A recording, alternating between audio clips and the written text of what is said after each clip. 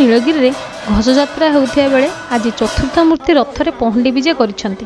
नीलगिरी राजा जयंत चंद्र मर्दराज हरिचंदन और राणी मनोजा मंजरी देवी द्वारा सुवर्णद्वीप बंदावन पर नेत उत्सव नवजौवन दर्शन आज्ञामाल विजे रथ प्रतिष्ठा मंगलापर्ण नीतियादि हेबा परे पहंडी आरंभ होइथिला।